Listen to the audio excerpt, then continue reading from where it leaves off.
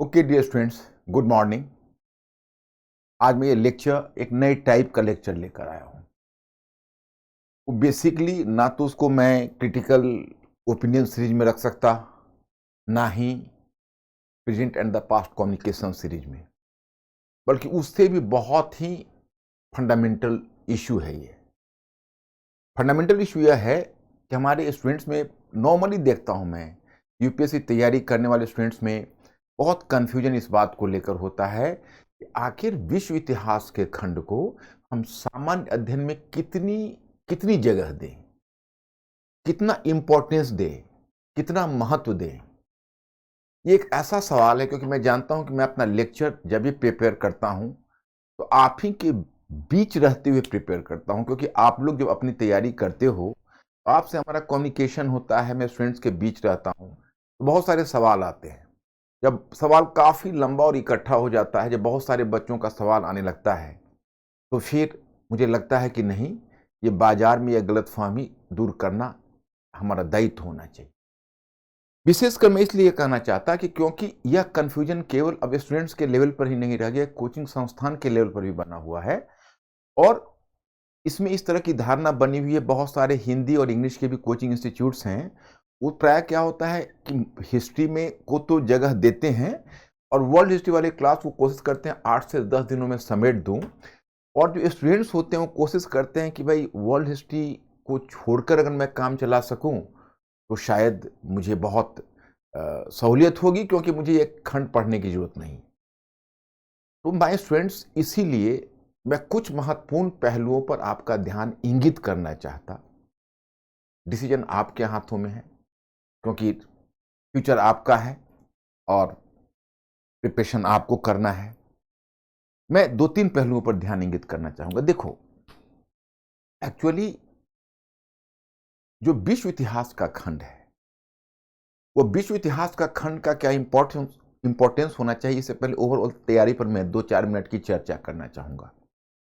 मैं मानकर चलता हूं कि आइडियली अगर आज कोई स्टूडेंट अपना प्रिपरेशन शुरू करता है तो उसका प्रिपरेशन, उसकी जो तैयारी है, उसका ड्यूरेशन मेरे विचार से 2 इयर्स होना चाहिए। क्योंकि प्रीलिम्स में और मेंस में जितना एरिया कवर करना पड़ता है, तो मुझे नहीं लगता कि इससे कम तैयारी का माकूल होना चाहिए। क्योंकि जो हमारा जो यूनिवर्सिटी एजुकेशन है, हमारी विश्वविद्यालय शिक्षा है, वो कुछ फंडामेंटल ज्ञान दे नहीं पाती स्टूडेंट्स को। तो आते हैं तो बिल्कुल एक तरह से वो कंप्लीट फ्रेशर होते हैं और उनको फ्रॉम स्क्रैच से शुरू करना पड़ता है। 2 इयर्स को मैं कम ही मानूं, ज़्यादा नहीं मानता हूं।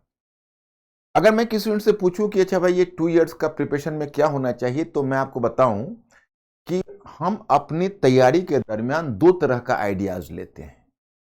एक को हम ब्रॉड आइडिया बोल सकते हैं और एक को क्लोज आइडिया बोल सकते हैं। ब्रॉड आइडिया वह होता है जो हमें विषय की एक व्यापक समझ देता है, और क्लोज आइडिया क्या होता है कि डायरेक्ट हम क्वेश्चन पर अटैक करते हैं। जैसे मान लीजिए अगर हमको वेस्ट एशिया के पॉलिटिक्स की समझ विकसित करनी है, तो हम उसको बहुत ही ब्रॉडली समझ विकसित करेंगे। उसको मैं हिस्ट्री के एंगल से करूंगा, जियोपॉलिटिक्स के एंगल से करूंगा, इंटरनेशनल इकोनॉमी के एंगल से करूंगा, इंटरनेशनल रिलेशंस के एंगल से करूंगा। लेकिन जब मैं क्लोज आइडिया पर आऊंगा तो क्लोज आइडिया पर सीधे क्वेश्चन बनता है, अब्राहम एकॉर्ड क्या है, इसमें कौन कौन से देश शरीक हुए, इसमें क्या महत्वपूर्ण मुद्दे हैं, इसका क्या प्रभाव होगा। तो that is the close idea. तो एग्जामिनेशन में हम जाते हैं तो लगभग हम मान के चलते हैं कि यूपीएससी के पेपर में 30 से 40% क्वेश्चन ब्रॉड आइडिया पर होता है, 30 से 40% क्वेश्चन, और लगभग 50-60% क्वेश्चन क्लोज आइडिया पर होता है। तो मतलब यह हुआ कि सफलता में आपका डिसाइसिव फैक्टर ब्रॉड आइडिया है, नंबर 1। नंबर 2, जिसे हम क्लोज आइडिया समझते हैं, वो क्लोज आइडिया की हमारी जानकारी तब तक नहीं हो सकती जब तक हमारे पास ब्रॉड आइडिया नहीं, क्योंकि क्लोज आइडिया में फिर हमें रटना होगा, तो रोट लर्निंग।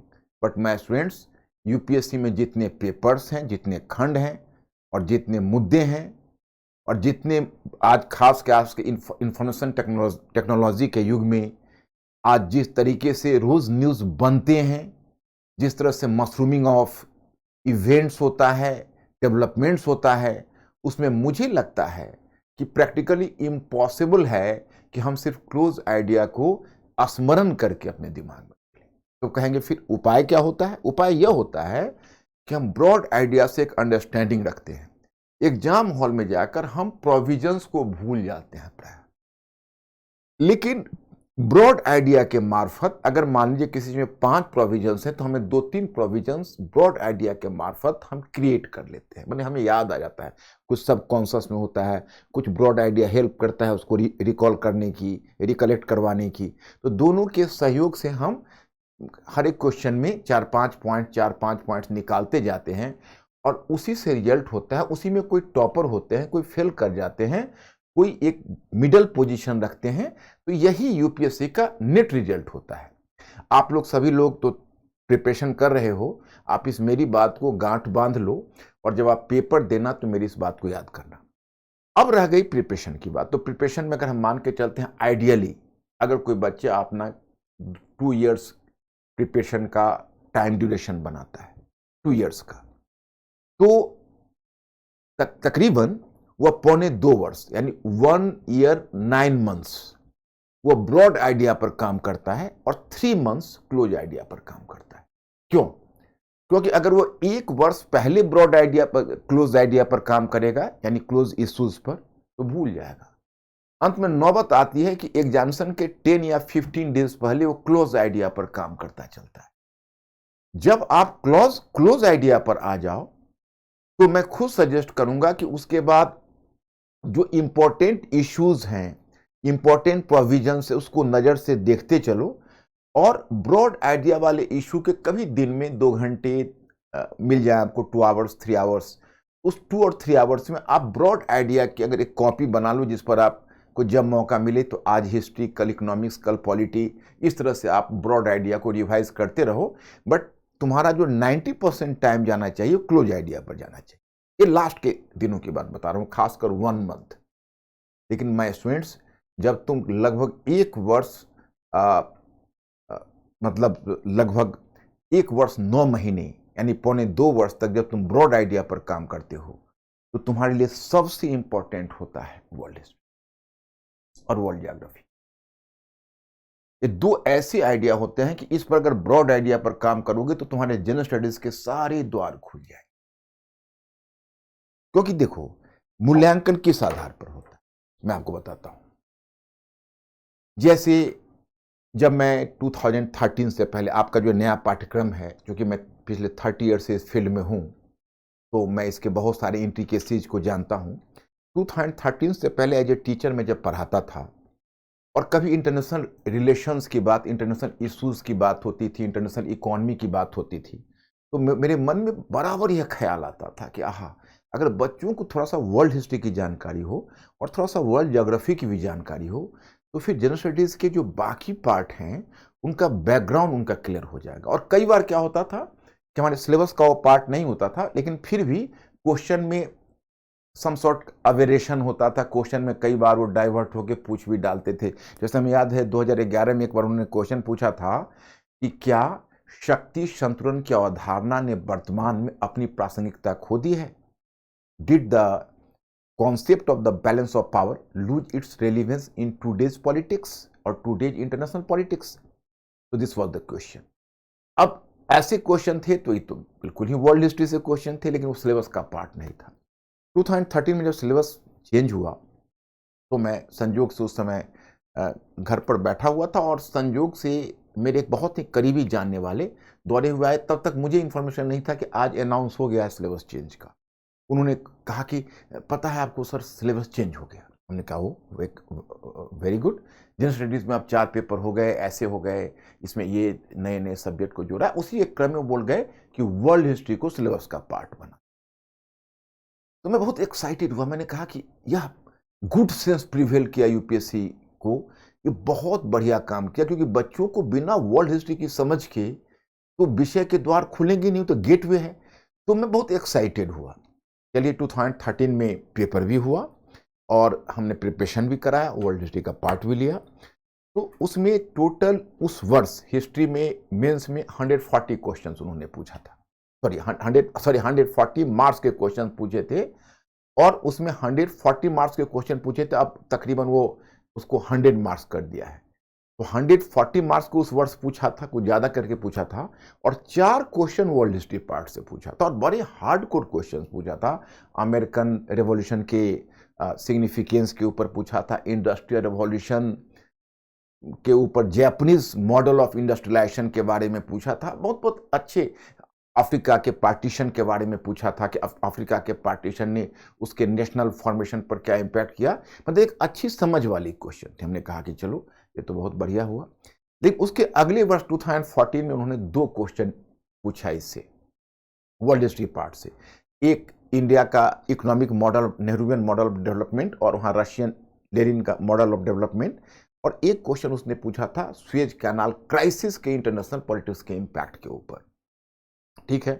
फिर 2015 में उन्होंने एक क्वेश्चन पूछा। उसके बाद एक तरीका रहा कि एक एक क्वेश्चन पूछते रहे, और कई बार तो उस क्वेश्चन को गैप भी कर दिया। जैसे आप देखो 2022 में गैप किया है, लेकिन 2019 में पूछा है। तो इस तरह से पूछते रहे हैं। कभी एक आध बार ऐसा भी हुआ है कि गैप कर दिया है। तो बच्चों में एक जनरल परसेप्शन बन गया कि भाई देखो, इसमें तो क्वेश्चन पूछते नहीं, तो हमें उसको कैसे तैयारी करनी है, मतलब हमें क्या तैयारी करना है। तो कई बार बच्चों के दिमाग में आता है, कोचिंग संस्थान भी कमर्शियली वायबल नहीं समझता है कि एक ऐसे पार्ट के लिए हम इतने सारे क्लासेस दें। लेकिन माय स्टूडेंट्स, जब कोई एक बच्चा कोचिंग संस्थान ज्वाइन करता है या तैयारी शुरू करता है, तो उसका पूरा विचार ब्रॉड आइडिया पर होना चाहिए कि एक पहले अगर ब्रॉड आइडिया बच्चों का डेवलप नहीं रहेगा तो क्लोज आइडिया एग्जिस्ट ही नहीं कर सकता। ब्रॉड आइडिया के बाद क्लोज आइडिया आवश्यक है, आवश्यक चरण है, क्योंकि एग्जामिनेशन से पहले आपको चीज़ों को 150 वर्ड्स में लिखना पड़ता है, 250 वर्ड्स में लिखना पड़ता है, और आप अगर उनको लिखना है तो आपके हाथ में कुछ कंक्रीट आना चाहिए। तो इसके लिए क्लोज आइडिया आवश्यक है। तो ब्रॉड आइडिया के लिए एक टर्म का हम यूज कर सकते हैं सेफली, उसको कहते हैं एक्सटेंसिव स्टडीज। और क्लोज आइडिया के लिए एक दूसरा टर्म यूज कर सकते हैं, उसको कहते हैं इंटेंसिव स्टडीज। तो एक्सटेंसिव स्टडीज और इंटेंसिव स्टडीज दोनों का सम्मिलन होता है यूपीएससी के प्रिपरेशन में। यह सही है कि हिस्ट्री में 3 पार्ट है आपका, modern history, ancient, medieval and culture, और तीसरा world history. World history prelims में स्थान नहीं रखता। Indian history, culture and modern history and ancient, medieval and culture, ये प्रीलिम्स में बहुत ज़्यादा वेटेज रखता है। अभी तो 18 से 22 क्वेश्चंस अगर मैं किसी एक सेगमेंट से इतना काउंट करूं, एक्सेप्ट हम करंट, अगर इकोनॉमिक्स में होता है तो उसमें बहुत सारा एरिया करंट का होता है, तो उसको हम अपवाद में रखें, तो कोई भी एक सेगमेंट नहीं है जिसमें प्रीलिम्स में इतना क्वेश्चन पूछा जाता हो जितना ancient, medieval, culture and modern history में होता है।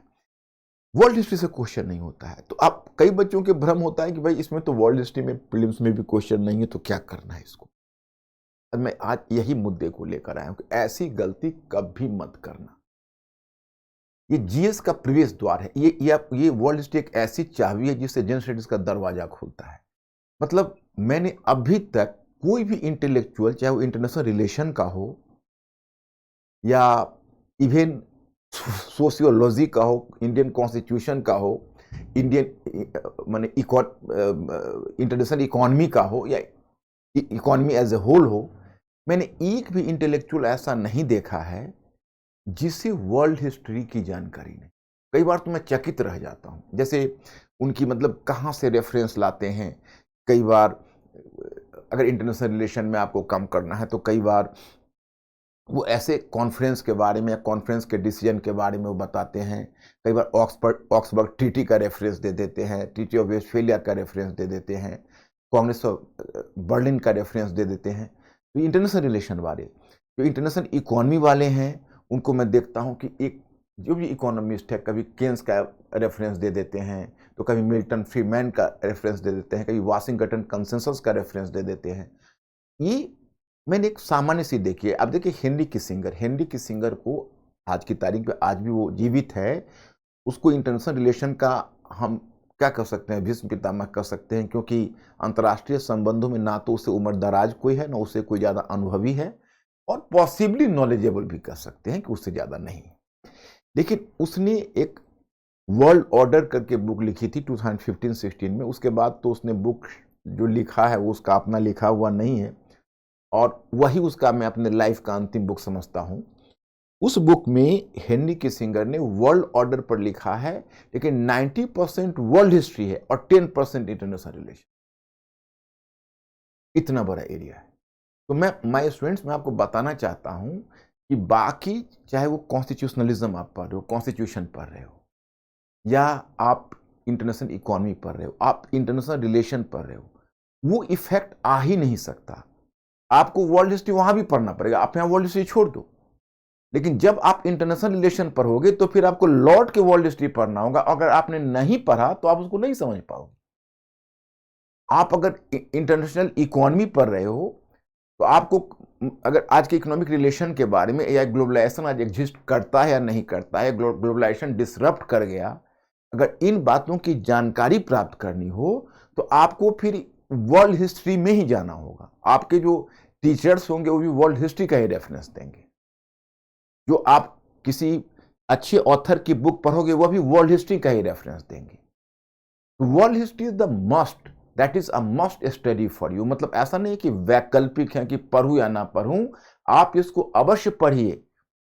और आप केवल वर्ल्ड हिस्ट्री के लिए नहीं पढ़िए, आप इसको इंटरनेशनल रिलेशन की जानकारी के लिए पढ़िए, आप इसको इंटरनेशनल इकोनॉमी की जानकारी के लिए पढ़िए, आप इसे कॉन्स्टिट्यूशनलिज्म की जानकारी के लिए पढ़िए। आप जैसे सपोज करिए आपको इंडिया का फेडरल सिस्टम ही पढ़ना है या इंडियन कॉन्स्टिट्यूशन ही पढ़ना है, तो इंडियन कॉन्स्टिट्यूशन में आपका पहला टॉपिक ये बनता है जो वर्ल्ड कॉन्स्टिट्यूशन से उसकी तुलना होती है। तो वर्ल्ड कॉन्स्टिट्यूशन में दुनिया में कॉन्स्टिट्यूशनलिज्म आया कैसे। मान लीजिए इंडियन फेडरलिज्म ही पढ़ते हैं तो पढ़ते हैं कि भाई अमेरिकन मॉडल की तुलना में ये कैनेडियन मॉडल के ज़्यादा निकट है। तो अमेरिकन मॉडल क्यों, तो अमेरिकन फेडरलिज्म का जो मॉडल है, कहते हो कि भाई ये विभिन्न स्टेट्स के बीच आपसी समझौतों का परिणाम है, जबकि हमारा फेडरेशन नहीं है।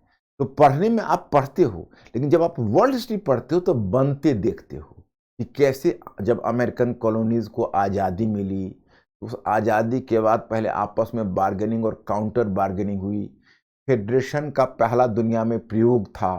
कैसे पहली बार अमेरिकन फेडरेशन जब बन रहा था, यूरोपियन देश चकित थे कि ऐसा भी कोई मॉडल बना है क्या जिसमें 13 इंडिपेंडेंट स्टेट्स आपस में मिलकर एक फेडरेशन बना रहे हैं। इज इट अ सिस्टम, ऐसा भी सिस्टम हो सकता है। तो मतलब वो ये देख के हंस रहे थे, उनको हंसी आ रही थी कि यार ये क्या मॉडल बना रहे हो। मतलब मैरिज तो हुआ नहीं, लिविंग इन रिलेशनशिप से काम चला रहे हो। तो कहीं पर मैं आपको यह पहलू पर ध्यान इंगित करना चाहूंगा कि that is the part and parcel. ये आपका पार्ट एंड पार्सल है, ऑप्शनल नहीं है, ये कंपल्सरी है। तो चलिए मैं थोड़ा सा पीछे सिलेबस की तरफ मुड़ते हुए और हल्का सा बताता हूं कि कैसे वर्ल्ड हिस्ट्री हमें हेल्प करेगा। देखिए, सबसे पहले हम आते हैं, उससे भी पहले मैं थोड़ा आपको ले जाता हूं। जैसे मैं मॉडर्न हिस्ट्री जब बच्चों को पढ़ा रहा होता हूं तो चलिए पहले कोई नहीं, मुगल एम्पायर का डिसइंटीग्रेशन के बाद प्रिंसली स्टेट्स आया, सॉरी इंडियन स्टेट्स आए, रीजनल स्टेट्स आए, क्षेत्रीय राज्य आए, मुगल साम्राज्य का विघटन हुआ, वहाँ तो उनको बता दिया, आराम से समझा दिया। कुछ हिस्टोग्राफिकल इश्यूज होती है, कुछ इतिहास लेखन संबंधी मुद्दे होते हैं, वो भी बता जाते हैं। लेकिन जब मुद्दा आता है यूरोपियन कंपनीज का, तो एक के बाद दूसरी यूरोपियन कंपनीज आ रही है, आपस में स्ट्रगल कर रही है, उसके गवर्नमेंट भी लड़ रहे हैं। वहाँ कभी पता चल रहा है कर्नाटिक वॉर हो रहा है तो यूरोप में 7 ईयर्स वॉर का एक्सटेंशन है। तो जानते हो क्या करना होता है, मुझे पहले यूरोप ले जाना होता है बच्चों को, और पहले यूरोप में होने वाले बदलावों को समझाना पड़ता है कि अभी यूरोपीय कंपनियां क्यों आ रही है, यूरोप किन बदलावों से गुजर रहा है। ये जो कंपनियां आ रही है क्योंकि दुनिया को 16-17 सेंचुरी के बाद यूरोप ने कुरेदना शुरू किया, चाहे वो अफ्रीकन कॉन्टिनेंट हो, अमेरिकन कॉन्टिनेंट हो, एशियन कॉन्टिनेंट हो, उसको कुरेदना शुरू किया। मतलब यूरोप हमारे यहाँ आ गया, और उसके बाद यूरोप में जितने भी परिवर्तन हो रहे थे उस परिवर्तन से दुनिया प्रभावित हो रही थी। रह गई आपका मानविकी विषय या सोशल साइंस, सामाजिक विज्ञान या ह्यूमैनिटीज सब्जेक्ट, उन सबका विकास पश्चिम में हुआ। सबसे पहले आपके इतिहास का हो, आपका समाजशास्त्र हो, आपका इकोनॉमी हो, आपका मतलब अंतर्राष्ट्रीय संबंध से संबंधित मुद्दे हो, उसका पहला अध्ययन यूरोपियंस ने किया, ब्रिटिशर्स ने किया। फिर आपने अपने अपने यूनिवर्सिटी में अपना डिसिप्लिन डेवलप किया। वो आपके, अब जैसे वो आए तो उन्होंने कॉलोनियल रिलेशन स्थापित किया, तो पहला मुद्दा ये उठता है कि भाई ये कॉलोनियल होता क्या है, हमारे यहाँ कैसे आए।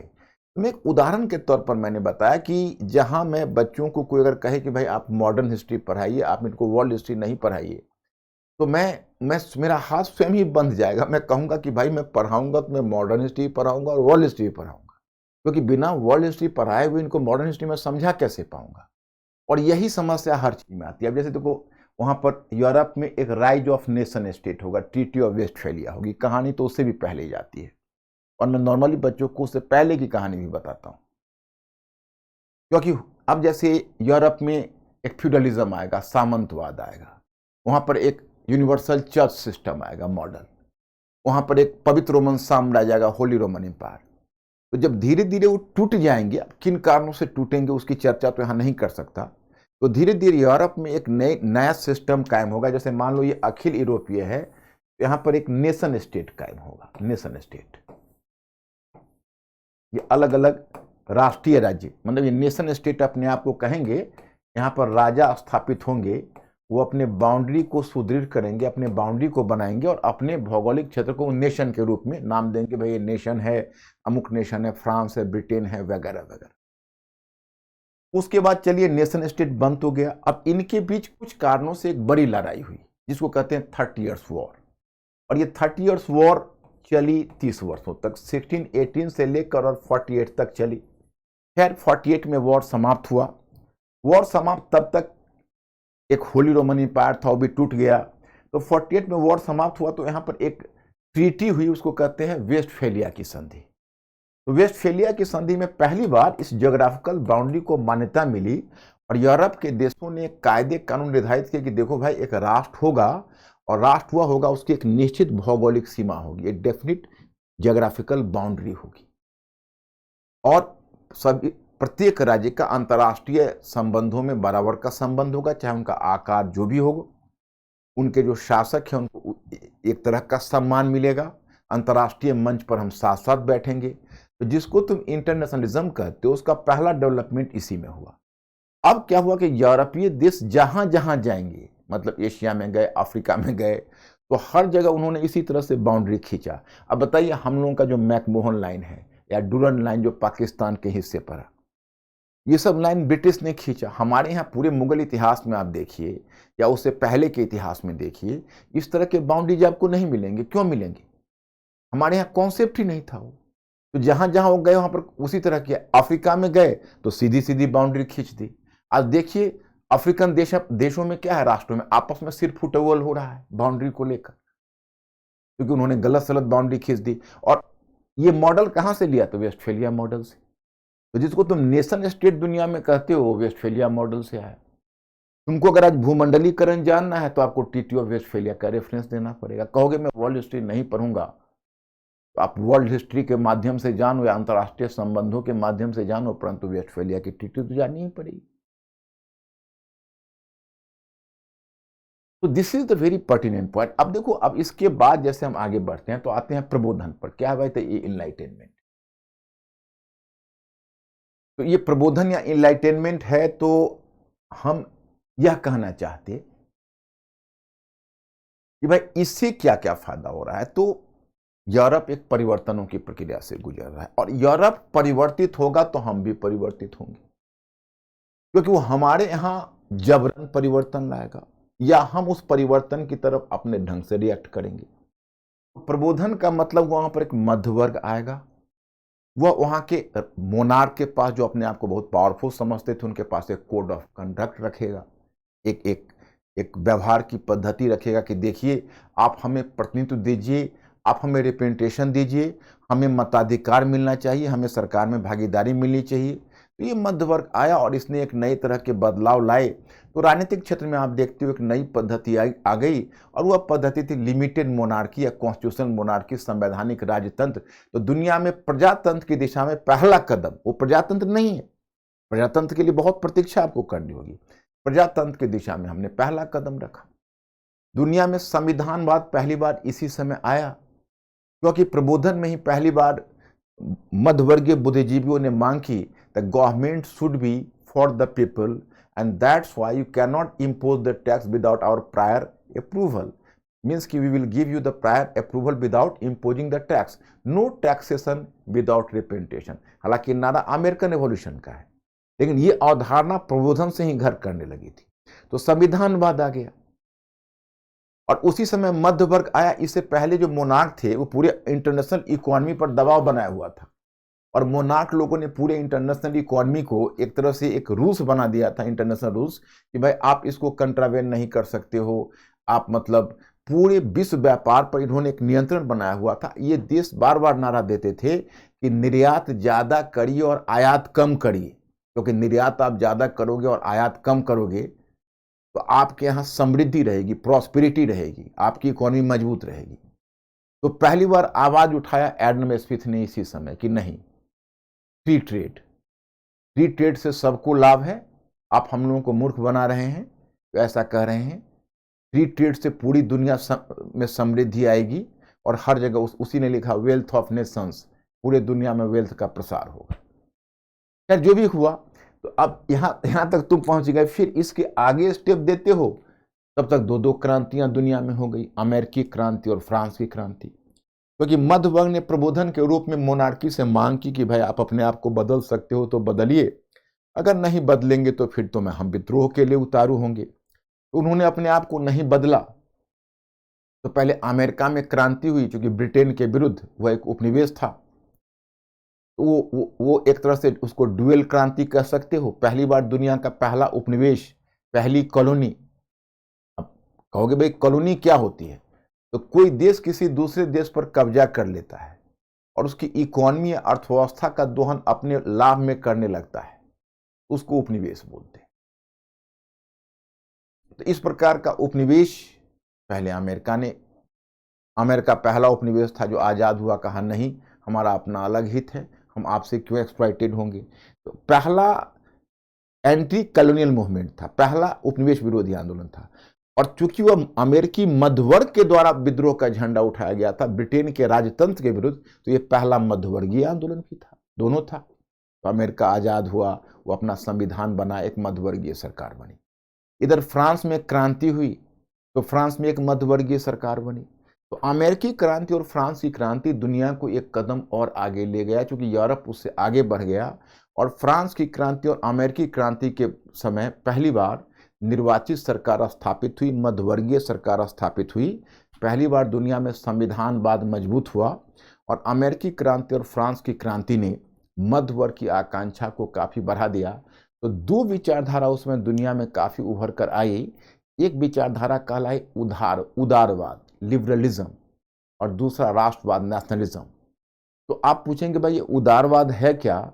तो उदारवाद से मतलब है, लिबरलिज्म का से मतलब है मध्यवर्गीय वर्ल्ड व्यू, यानी मध्य वर्ग का जो विश्व दृष्टिकोण है, मध्य वर्ग तो अपने राजनीतिक हित, आर्थिक हित और सामाजिक हित के लिए जो विचारधारा देता है, जैसे वो राजनीतिक क्षेत्र में कहता है संवैधानिक राजतंत्र हो, कॉन्स्टिट्यूशनल मोनार्की हो। प्रजातंत्र की बात नहीं करता, प्रजातंत्र से वो डरता है, उसको लगता है कि निम्न वर्ग पावर ले लेगा। तो मध्य वर्ग कहता है कि the government should be for the people but not by the people.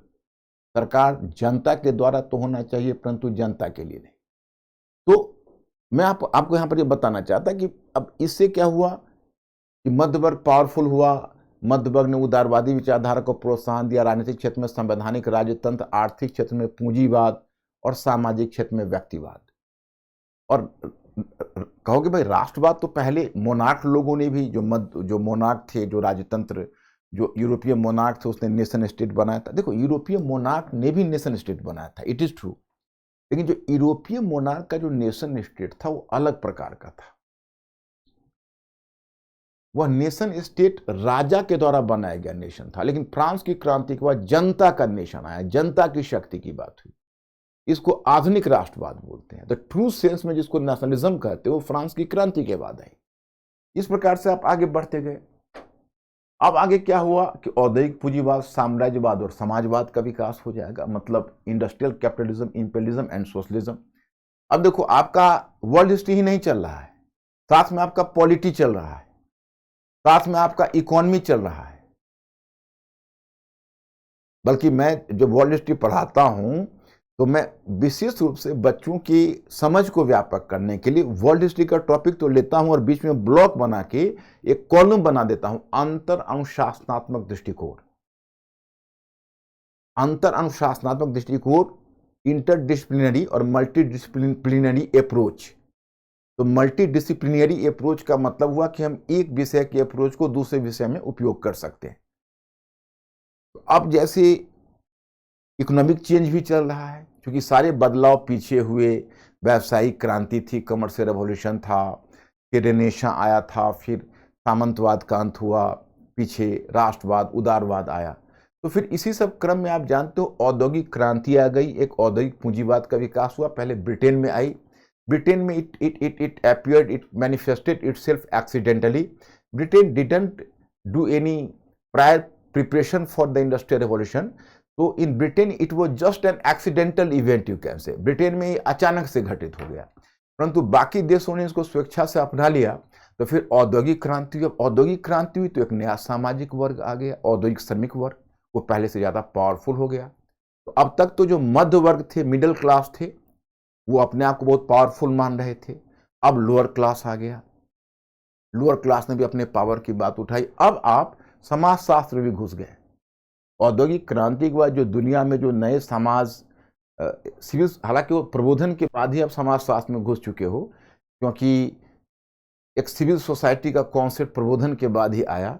लेकिन अब औद्योगिक क्रांति आई, नए सामाजिक वर्ग आए। अब नए सामाजिक वर्ग आए तो अब नए सामाजिक वर्ग ने अपने अधिकारों की मांग की। इन्होंने एक वैकल्पिक विचारधारा के रूप में समाजवाद दी, उदारवाद ने समाजवाद को चैलेंज किया, तो समाजवाद ने उदारवाद को चैलेंज किया। तो अब पहले उदार समाजवाद आएगा, फिर उग्र समाजवाद के रूप में कार्ल मार्क्स का आगमन इतिहास के इसी मोड़ पर होगा। तो दुनिया में बदलाव हो रहा है माय स्टूडेंट्स, आपके वर्ल्ड हिस्ट्री के साथ बहुत कुछ साथ साथ चल रहे हैं। क्योंकि अब साम्राज्यवाद आया तो अंतर्राष्ट्रीय संबंध शुरू हो गए, क्योंकि एशिया और अफ्रीका का विभाजन हुआ। एशिया में साम्राज्यवादी शक्तियों ने आपस में टकराहट शुरू की। तो उस समय का जो इंटरनेशनल रिलेशन था वो क्या था, तो आप देखोगे भाई 1884 में बर्लिन कांग्रेस हुआ, 1878 में एक बर्लिन कांग्रेस हुआ, उसमें पूर्वी यूरोप या बाल्कन समस्या का निपटारा हुआ। फिर 1884 में एक बर्लिन अफ्रीकन कांग्रेस हुआ, जिसमें सारे देश मिलकर अफ्रीका को विभाजित कर लिया और जर्मनी का चांसलर बिस्मार्क वहाँ मानचित्र पर पेंसिल से पूरे अफ्रीका को विभाजित कर दिया। आज भी आप देखोगे तो अफ्रीका की जो सीधी रेखा है अफ्रीकन राष्ट्रों की, वो सीधी रेखा उस राष्ट्रों की चल रही है। वो दर्शाती है कि अफ्रीका के विभाजन में उन लोगों ने कितनी हृदयहीनता दिखाई, कितनी क्रूएल्टी दिखाई, कि वहाँ के कई ट्राइब्स को मिलाकर, या कुछ एक ट्राइब किसी दूसरे देश में, दूसरा ट्राइब किसी दूसरे देश में, और एक तरह से पेंसिल से उन्होंने मैप को यूरोप में खींचा। और बड़े गर्व से ओटो वन बिस्मार्क ने कहा था, German chancellor, I am visualising Africa while seating in Europe itself. मैं यूरोप में बैठा बैठा अफ्रीका के मानचित्र को देख रहा हूं। अब उसको हम कैसे बचा सकते हैं वर्ल्ड हिस्ट्री? अब देखो, ये तो अंतर्राष्ट्रीय संबंधों की बात हो गई। अब साम्राज्यवादी संघर्ष हो रहा है, तो होते होते अब वर्ल्ड वॉर्स हो जाएगा। अब वर्ल्ड वॉर होगा तो पहला वर्ल्ड वॉर होगा। अब कायदे के हिसाब से तो यूरोपियन वॉर था, इसको वर्ल्ड वॉर यूरोपियन देशों ने नाम दिया, क्योंकि हमें भी फंसा दिया उसमें। एशियाई अफ्रीकी देशों का कोई डायरेक्ट स्टेक नहीं था, स्टेक उन्हीं का था, लेकिन वो हमारे यहाँ फैले हुए थे और हमारे दिमाग में भरा कि आप भी वॉर में शामिल हो। आप याद करो, फर्स्ट वर्ल्ड वॉर में गांधी जी ने भी अपील की थी लोगों को कि ब्रिटिश का दिल और दिमाग से साथ दीजिए, जितना धन आवंटित कर सकते हैं करिए। तो हम लोगों ने तहे दिल से ब्रिटिश का साथ दिया। That was the first world war. और फर्स्ट वर्ल्ड वॉर जब घटित हुआ, इस वर्ल्ड वॉर के बाद फिर पेरिस में पीस कॉन्फ्रेंस हुआ। तो खैर जो अन्याय यूरोपीय देशों के साथ उसमें होना था हुआ, लेकिन उसमें अरब क्षेत्र का जो भविष्य का निर्णय है, आज भी जिसको अब अब्राहम एकॉर्ड की बात करोगे, लेकिन अब्राहम एकॉर्ड से पहले अगर वर्ल्ड वॉर में आप मेरे विचार से अगर आप अरब समस्या को प्रथम विश्व युद्ध में नहीं देखोगे, जो पेरिस पीस कॉन्फ्रेंस में जो तुम देखते हो कि कई एग्रीमेंट ऐसे हुए जिसमें हुसैन महान एग्रीमेंट हुए, Hussain Mohan agreement, Sikes-picot agreement, Balfour declaration, कैसे इज़राइल को क्रिएट किया गया। तो बिना इन सब को जाने हुए हम अब्राहम एकॉर्ड के साथ कहाँ जस्टिस कर सकते हैं। हम भले ही ठीक है लिखने में हम अब्राहम एकॉर्ड पर ही लिखें, लेकिन हमारे सबकॉन्शियस में तो यह होना चाहिए। भारत के इतिहास को हम विश्व के इतिहास को समझे बिना विश्व में इतना बड़ा बदलाव आया, और विश्व को समझे बिना तो हम राष्ट्र को नहीं समझ सकते। हमें याद आ रहा है, ये एक कोटेशन है, एक फ्रेंच स्कॉलर है फर्नांड ब्रॉडेल को, we cannot understand a nation without the world. World के बिना हम राष्ट्र को कैसे समझ सकते, क्योंकि राष्ट्र तो अकेले में, हमारे राष्ट्र में जो बदलाव आया है वो तो अकेला बदलाव है नहीं, वो तो विश्व के साथ बदलाव है। तो किसने बच्चों के दिमाग में ये बात भर दी कि यूपीएससी के स्टूडेंट को संकीर्ण होना चाहिए, फैक्चुअल जानना चाहिए, लिमिटेड इंफॉर्मेशन गैदर करना चाहिए, तब तो उसके लिए जन्नत और जहन्नुम दोनों चला जाएगा। आपको एक ब्रॉड आइडिया लेनी ही लेनी है और फिर क्लोज भी लेना है। क्लोज जो लास्ट में जो प्रीलिम्स के रिजल्ट के बाद आपको क्लोज आइडिया पर विशेष रूप से फोकस करना है, मात्र 20% टाइम ब्रॉड आइडिया पर देना है। लेकिन पीछे जो आपकी तैयारी हो रही है मेन से पहले, वो एक बार ब्रॉड आइडिया को लेकर चलना है। ये मैं अपने अनुभव से बता रहा हूं और आप सभी लोग इसको आजमा कर देखिए। उसके बाद अब फर्स्ट वर्ल्ड वॉर आएगा तो वर्ल्ड इकोनॉमिक डिप्रेशन आ जाएगा। दुनिया में पहली बार ऐसा डिप्रेशन आया, दुनिया ने जाना भी नहीं कि भाई आर्थिक मंदी क्या होती है। कई लोगों को लगा कि चलो वर्ल्ड वॉर को तो इंसान ने जन्म दिया, वो समझ में आ गया, लेकिन इसको किस शैतान ने जन्म दिया उन लोगों की समझ में नहीं आ रहा था। लोग बहुत नर्वस थे कि भाई ये क्या भाई, बाजार वस्तुओं से भरा पड़ा है और खरीदार कोई नहीं है। और अब तक जो क्लासिकल अर्थशास्त्र, क्योंकि मैंने उसकी चर्चा नहीं की, एडम स्मिथ के बारे में तो मैंने बताया, उसके बाद डेविड रिकार्डो आ गए, फिर आप देखोगे हैवर्लर आए, सेज आए, बहुत सारे ऐसे चिंतक आए, और तब क्लासिकल अर्थशास्त्र का विकास हुआ था। और मोटे तौर पर क्लासिकल अर्थशास्त्र का यही कहना था कि इकोनॉमी को आप छोड़ दीजिए, इकोनॉमी को टच मत करिए, और इकोनॉमी का अपना बाजार है, बाजार को अगर राज्य उसमें हस्तक्षेप करेगा तो उल्टा बाजार और विद्रूप हो जाएगा, डिस्टॉर्ट कर जाएगा, और वह जस्टिस नहीं होगा बाजार के साथ। बाजार का अपना एक अलग डिसिप्लिन है, डिमांड एंड सप्लाई के रूल से बाजार चलता है, उसमें इंसानी छेड़छाड़ नहीं होना चाहिए। तो अभी तक इसी प्रिंसिपल से लोग चलते थे। पहली बार देखा गया कि बाजार है वो गुड से भरा हुआ है, उसका परचेजर नहीं है। तो परचेजर नहीं तो भाई अब ये दुनिया तो एकदम रुक गई, ग्लटेड हो गई, पूरा मार्केट ग्लटेड हो गया, क्राइसिस हो गया, और सारे देश उसके चपेट में आ गए। एक सोवियत रूस संजोग से बचा रहा, क्योंकि सोवियत रूस में क्रांति हो गई और वहाँ पर एक समाजवादी सरकार स्थापित हो गई। अब वर्ल्ड इकोनॉमी से आइसोलेटेड थी वो, तो बच गई, बाकी सारी दुनिया चपेट में आ गए। तो उसी समय एक नया इकोनॉमिक मॉडल लेकर आए जॉन मेनार्ड केन्स, तो उन्होंने केनेसियन अर्थशास्त्र की नींव रखी। हालांकि जॉन मेनार्ड केन्स के डायरेक्ट एडवाइस पर तो काम नहीं कर रहे थे, लेकिन अमेरिका में एक प्रेसिडेंट का उद्भव हुआ जिनका नाम था फ्रैंकलिन डी रूजवेल्ट। उन्होंने एक न्यू डील पॉलिसी लाई, और इन लोगों ने सोचा कि देखिए अब इकोनॉमी को फ्री छोड़ने से काम नहीं चलेगा, गवर्नमेंट को इकोनॉमी को मैनेज करना पड़ेगा, और गवर्नमेंट को एकदम डायरेक्ट आना पड़ेगा, गवर्नमेंट को डिमांड क्रिएट करना पड़ेगा, और डिमांड क्रिएट करके इकोनॉमिक डेवलपमेंट के लिए काम करना पड़ेगा। तो अब क्या हुआ कि पहले था एक स्मॉलर स्टेट का कॉन्सेप्ट, तो स्मॉलर स्टेट के कॉन्सेप्ट की जगह बिगर स्टेट का कॉन्सेप्ट आ गया। बिगर स्टेट माने एक था पहले मिनिमल स्टेट, अब हुआ मैक्सिमल स्टेट। पहले का जो स्टेट था केवल लॉ एंड ऑर्डर से ही जुड़ा हुआ था, अब स्टेट है कि पूरी इकोनॉमी को भी डिमांड को क्रिएट कर रहा है, डिमांड को मैनेज कर रहा है, तो डिमांड मैनेजमेंट, मांग प्रबंधन का काम कर रहा है। तो राज्य की भूमिका बहुत बढ़ गई, राज्य बहुत पावरफुल हो गया, टैक्स की मात्रा काफी अब राज्य बढ़ाने लगा, टैक्स को कम करने, पूरे टैक्स सिस्टम जिसको कहते हो राजकोषीय नीति। इकोनॉमी में अगर देखोगे तो विश्व आर्थिक मंदी के बाद इकोनॉमी में जिसको मैक्रो इकोनॉमिक मैनेजमेंट कहते हो, मैक्रो इकोनॉमी का कॉन्सेप्ट ही उसी के बाद आया है, वर्ल्ड इकोनॉमिक डिप्रेशन के बाद। तो कोई भी अगर मैक्रो इकोनॉमी समझना चाहता है तो उसको तो जानना पड़ेगा। और तो मैं आपको एक एक्सपीरियंस बताता हूँ। एक बड़े सीनियर टीचर हमारे फील्ड के थे, अब तो खैर थोड़ा सा रिटायरमेंट ले लिया है उन्होंने, लेकिन बड़े नॉलेजेबल पर्सन थे और हैं ही। तो एक बार उनसे हमारी बात चल रही थी, तो बात चलने के क्रम में उन्होंने पॉलिटी उनको पढ़ाना था, तो उन्होंने हमसे एक अपना अनुभव शेयर किया। उन्होंने कहा कि ऐसा है कि मैं गया पॉलिटी क्लास में, पॉलिटी का क्लास लेने, तो बच्चों से मैंने रूजवेल्ट की न्यू डील पॉलिसी पूछा तो बच्चे जानते ही नहीं थे। तो मुझे दो सुखद आश्चर्य हुआ। दो सुखद आश्चर्य इसलिए हुआ कि कम से कम वो इतने सीनियर टीचर थे और उम्मीद करते थे बच्चों से पॉलिटी क्लास में उनको न्यू डील आते रहना चाहिए, क्योंकि जिसको न्यू डील की पॉलिसी पता नहीं होगी उसको कुछ त्रुटि हो जाएगी। जबकि वो खुद ही इंजीनियरिंग बैकग्राउंड के थे, आईआईटीएन बैकग्राउंड, आईआईटीएन रहे थे, तो उनको लेकिन ह्यूमैनिटीज में बहुत अच्छा शौक रहा था, बहुत अच्छी स्टडी उन्होंने की थी। तो मैंने उनसे बरबस पूछा कि अच्छा, आपने जो न्यू डील उनसे जानना चाहा, तो आप कहाँ उसका यूज करना चाहते थे, कैसे यूज करना चाहते थे? तो मुझे अनुमान था कि वो क्या कहेंगे, और वही मेरे अनुमान का अनुमान उन्होंने कहा कि मैं एक्चुअली अमेरिका में, क्योंकि अमेरिकन कॉन्स्टिट्यूशन बता रहा था, तो मैं बता रहा था कि कैसे मैक्सिमल स्टेट हुआ, कैसे प्रेसिडेंट का पावर बढ़ा, और जो अमेरिकन में जो बैलेंस ऑफ पावर था, बैलेंस ऑफ पावर जैसे वहाँ पर आप जानते हो कि लेजिस्लेटिव है, एग्जीक्यूटिव है, लेजिस्लेटिव है और जुडिशियरी है, तो इन तीनों के बीच एक प्रकार का बैलेंस ऑफ पावर और चेक एंड बैलेंस है।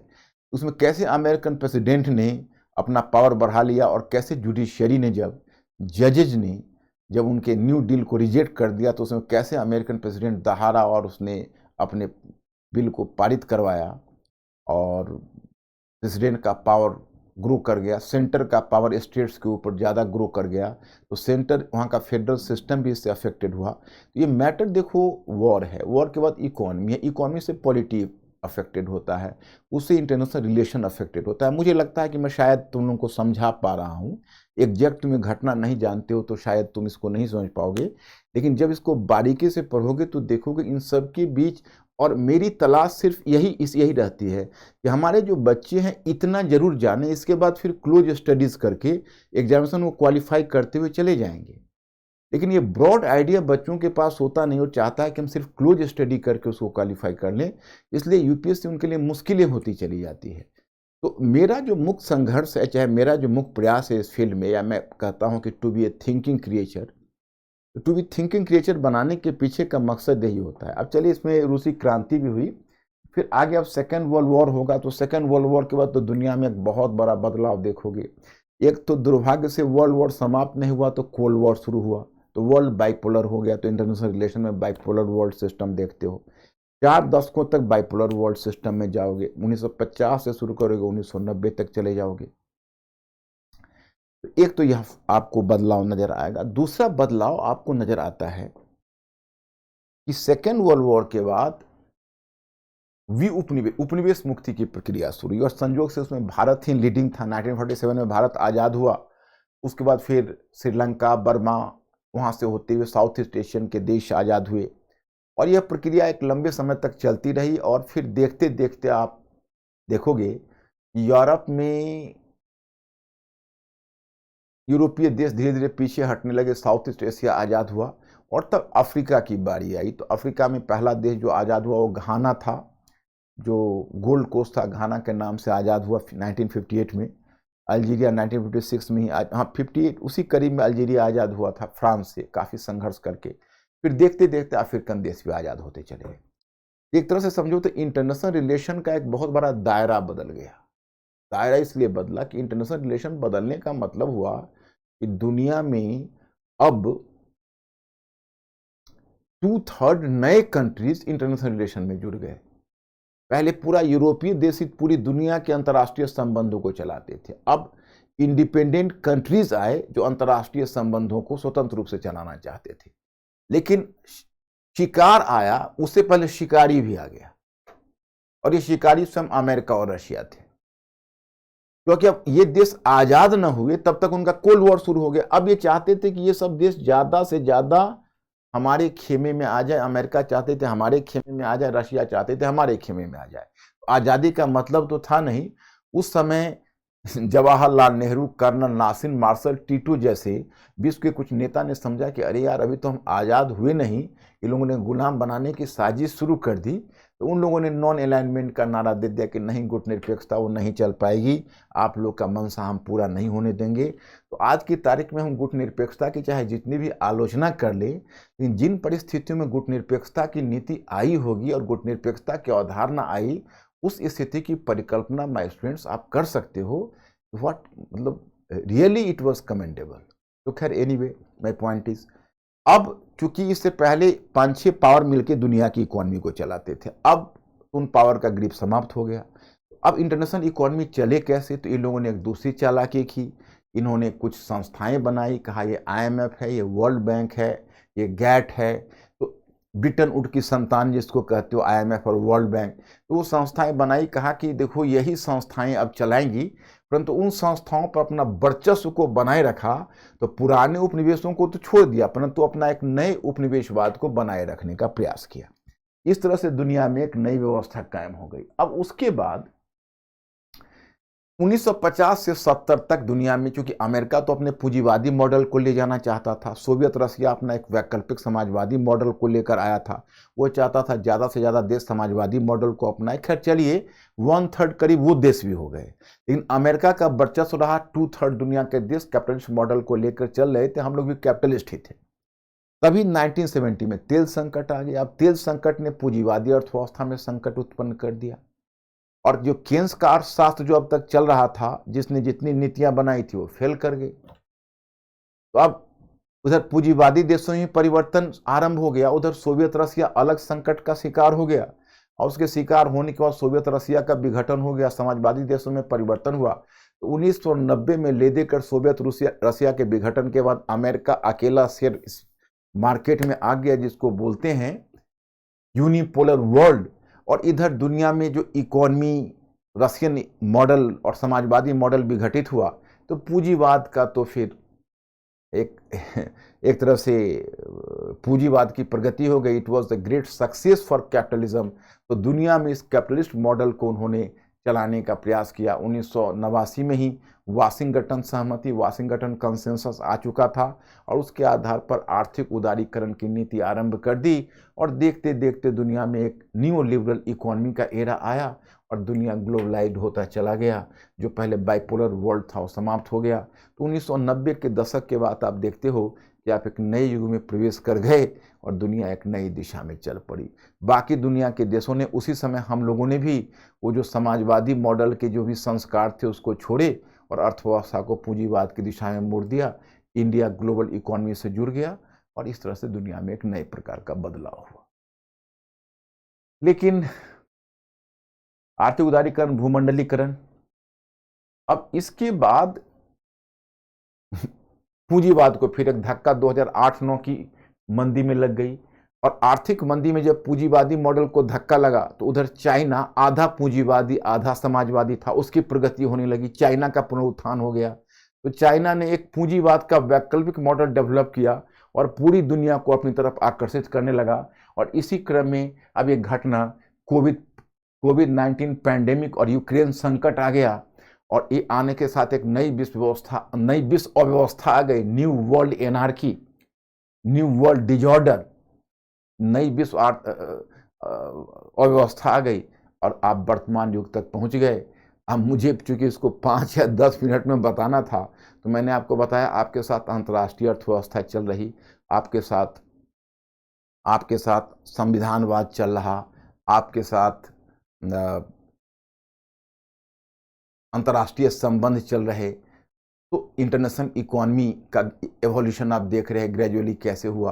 वो तो चूंकि मैंने आपको डिटेल्स में नहीं बताया, नहीं तो प्रत्येक युग में एक डायग्राम बनता है कॉन्स्टिट्यूशनलिज्म का कैसे एवोल्यूशन हो रहा, इकोनॉमी का किस प्रकार से हो रहा, क्योंकि बहुत नए नए अर्थशास्त्री आएंगे। अब जैसे जॉन मेनार्ड केन्स के जाने के बाद, अब जिसको तुम वाशिंगटन सहमति कहते हो, उसका बेसिस क्या है? उसमें 2 नए अर्थशास्त्री आएंगे, मिल्टन फ्रीडमैन, पहले आएंगे फ्रेडरिक हायेक और दूसरा मिल्टन फ्रीडमैन।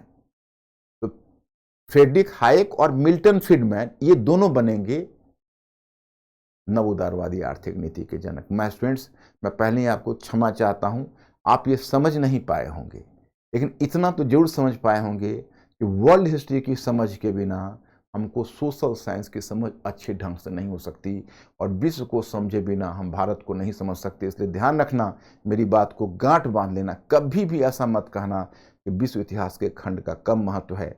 और ब्रॉड स्टडी में विश्व इतिहास का अध्ययन आप जरूर करना, तो मुझे ऐसा प्रतीत होगा कि आपने मेरी बातों को गंभीरता से लिया है। Thank you very much. I will see you in the next lecture.